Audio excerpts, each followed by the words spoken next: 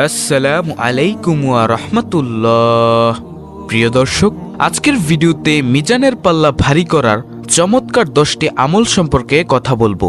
আমলগুলো খুবই ছোট্ট, কিন্তু এর ফজিলত অনেক অনেক বেশি।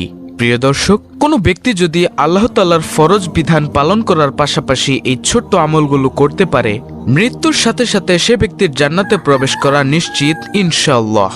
সুপ্রিয় ইসলামের আলোর দর্শক মণ্ডলী, আজকের ভিডিওটি অত্যন্ত গুরুত্বপূর্ণ, তাই ভিডিওটি না টেনে শুরু থেকে শেষ পর্যন্ত দেখার অনুরোধ করছি।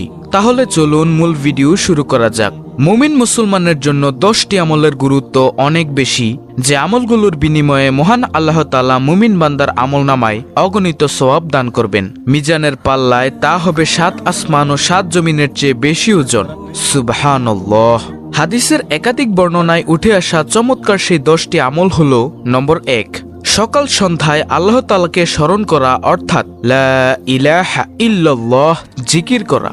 রাসূল সাল্লাল্লাহু আলাইহি ওয়াসাল্লাম বলেন, যে ব্যক্তি সকাল সন্ধ্যায় লা ইলাহা ইল্লাল্লাহ জিকির করবে, তার আমলনামার পাল্লা 7 আসমান ও 7 জমিনের চেয়েও ভারী হবে। আল্লাহু আকবার। তার জন্য জান্নাত হবে সুনিশ্চিত। হাদিসে এসেছে, হযরত আব্দুল্লাহ ইবনে আমর ইবনে আস রাদিয়াল্লাহু আনহু বর্ণনা করেন, রাসূলুল্লাহ সাল্লাল্লাহু আলাইহি ওয়াসাল্লাম বলেছেন, আল্লাহর নবী নূহ আলাইহিস সালাম মৃত্যুর সময় তার ছেলেকে এ বলে ওসিয়ত করেছেন যে 2টি জিনিসের আমল করবে আর 2টি জিনিস থেকে বিরত থাকবে। আমলের আদেশ ছিল লা ইলাহা ইল্লাল্লাহ এর জিকির করা। মনে রেখো, যদি 7 আসমান ও 7 জমিন এক পাল্লায় রাখা হয় আর অপর পাল্লায় লা ইলাহা ইল্লাল্লাহ রাখা হয়, তবে লা ইলাহা ইল্লাল্লাহ এর পাল্লা ভারী হবে। সুবহানাল্লাহ। যদি 7 আসমান ও 7 জমিন একটি অবিচ্ছেদ্য গোলাকার বৃত্ত হতো, তাহলে লা ইলাহা ইল্লাল্লাহ ও সুবহানাল্লাহি ওয়া বিহামদিহি সবকিছুকে চূর্ণ বিচূর্ণ করে ফেলত। ইহা প্রতিটি জিনিসের দোয়া এবং এর মাধ্যমেই সৃষ্টিরাজি রুজি পেয়ে থাকে। আল্লাহু আকবার। আর তোমাকে নিষেধ করে শিরক ও অহংকার থেকে। হাদিসটি এসেছে মুসনাদ আহমদ, বুখারী শরীফ, আদাবুল মুফরাদ। হযরত আনাস রাদিয়াল্লাহু আনহু বর্ণনা করেন, রাসূলুল্লাহ সাল্লাল্লাহু আলাইহি ওয়াসাল্লাম বলেছেন, কিয়ামতের দিন আল্লাহ তাআলা বলবেন, হে মুহাম্মদ সাল্লাল্লাহু আলাইহি ওয়াসাল্লাম, সৃষ্টির মধ্য থেকে আপনার উম্মতের এমন ব্যক্তিকে জান্নাতে প্রবেশ করান, যে ব্যক্তি একদিন হলেও ইখলাসের সঙ্গে এ সাক্ষ্য দিয়েছে যে লা ইলাহা ইল্লাল্লাহ, আল্লাহ ছাড়া কোনো ইলাহ নেই, এবং সে এর উপর মৃত্যুবরণ করেছে। মুসনাদে আহমদ। প্রিয় দর্শক, 10টি আমলের মধ্যে এই হলো প্রথম নম্বর আমল, অর্থাৎ লা ইলাহা ইল্লাল্লাহ জিকির করা। দ্বিতীয় নম্বর আমলটি হলো সব সময় আলহামদুলিল্লাহ বলা। সুখের খবর কিংবা দুঃখের খবর, আনন্দের খবর কিংবা বিপদের খবর, যে কোনো সংবাদেই সব সময় আলহামদুলিল্লাহ তথা সব প্রশংসা মহান আল্লাহর জন্য বলা। আর তাতে বান্দার আমলের পাল্লা 7 আসমান ও 7 জমিন থেকেও বেশি ভারী হবে ইনশাআল্লাহ, আর তা হবে জান্নাত লাভের মাধ্যম। সুবহানাল্লাহ। হাদিসে এসেছে, হযরত জাবের ইবনে আব্দুল্লাহ রাদিয়াল্লাহু আনহু বর্ণনা করেন, রাসূলুল্লাহ সাল্লাল্লাহু আলাইহি ওয়াসাল্লাম বলেছেন, সর্বোত্তম জিকির হচ্ছে লা ইলাহা ইল্লাল্লাহ এবং সর্বোত্তম দোয়া হলো আলহামদুলিল্লাহ। হাদিসটি এসেছে তিরমিজি, ইবনে মাজাহ, নাসাই, ইবনে হিব্বান। রাসূলুল্লাহ সাল্লাল্লাহু আলাইহি ওয়াসাল্লামের কাছে এক বেদুইন এসে বললেন, হে আল্লাহর রাসূল সাল্লাল্লাহু আলাইহি ওয়াসাল্লাম, আমাকে কোনো একটি ভালো কাজ শিখিয়ে দিন। রাসূলুল্লাহ সাল্লাল্লাহু আলাইহি ওয়াসাল্লাম তখন তার হাত ধরে এই শব্দগুলো শিখিয়ে দিলেন, আর সেই শব্দগুলো হলো সুবহানাল্লাহ, আলহামদুলিল্লাহ, লা ইলাহা ইল্লাল্লাহ, আল্লাহু আকবার। লোকটির হাত ধরে প্রিয় নবী সাল্লাল্লাহু আলাইহি ওয়াসাল্লাম বললেন, এই শব্দগুলো বেশি বেশি পড়বে।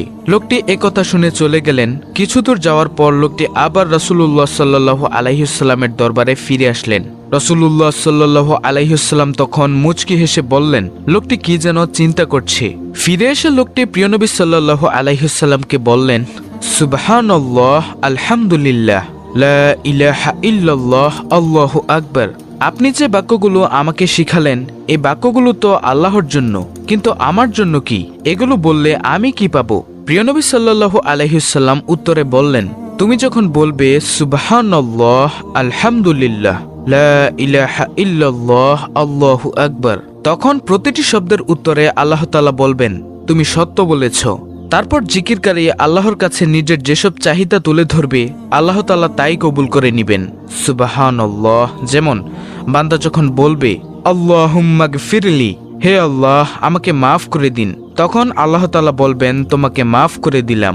বান্দা যখন বলবে আল্লাহুম্মা রহামনি, হে আল্লাহ আপনি আমাকে রহম করুন, তখন আল্লাহ তাআলা বলবেন ইতিমধ্যে তোমার প্রতি রহম করেছি।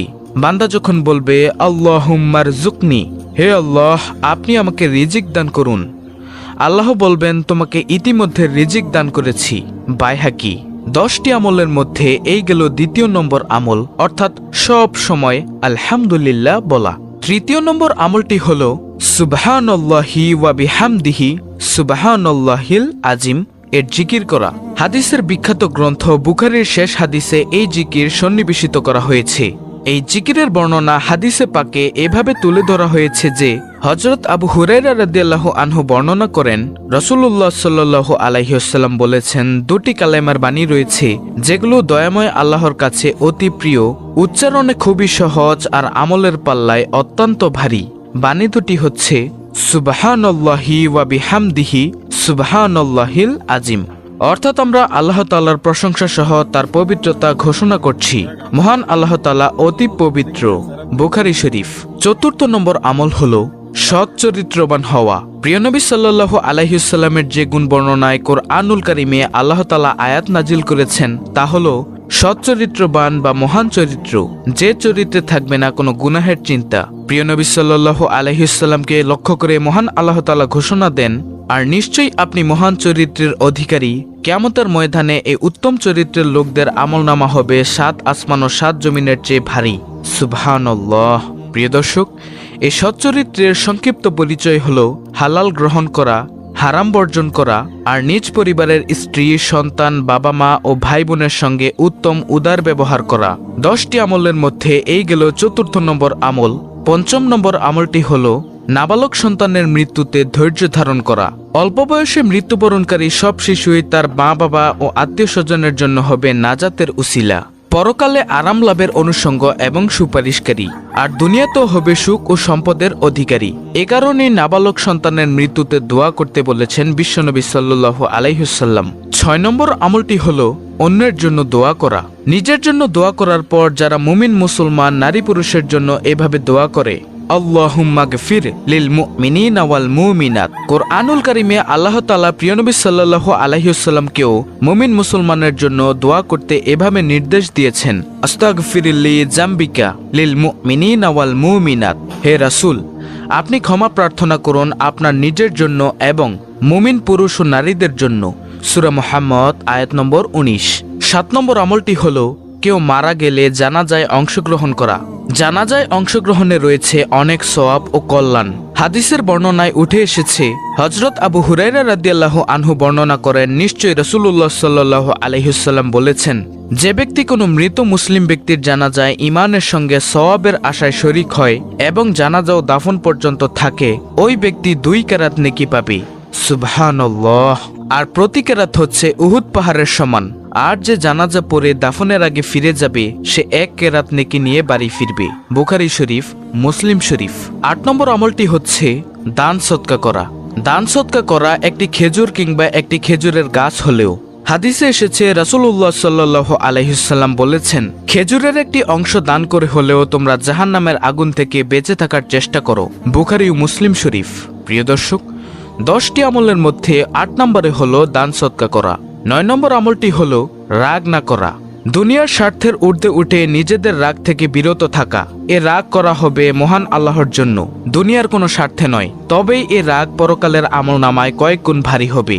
হাদিসে এসেছে, হযরত আবু হুরায়রা রাদিয়াল্লাহু আনহু বর্ণনা করেন, এক ব্যক্তি রাসূলুল্লাহ সাল্লাল্লাহু আলাইহি ওয়াসাল্লামকে বলল, আমাকে কিছু উপদেশ দিন।